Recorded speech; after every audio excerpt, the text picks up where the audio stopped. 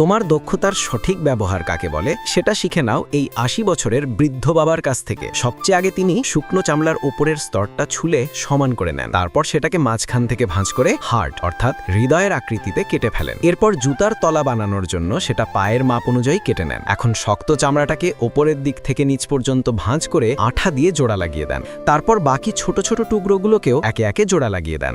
এরপর সেখানে পেরেক ঠুকে ফিক্স করে দেন যাতে অংশগুলো নড়াচড়া না করে। জুতার পুরুত্ব বা উচ্চতা বাড়ানোর জন্য ওপরের ও নিচের দিকে মোটা চামড়া লাগিয়ে দেন। এখন ছোট ছোট ছিদ্র করে মোটা সুতায় সেলাই করে শক্তভাবে বেঁধে দেন। তারপর জুতার সামনের অংশটা সুন্দরভাবে সমান করে কেটে সেটাকে তলার সঙ্গে সেলাই করে জুড়ে দেন।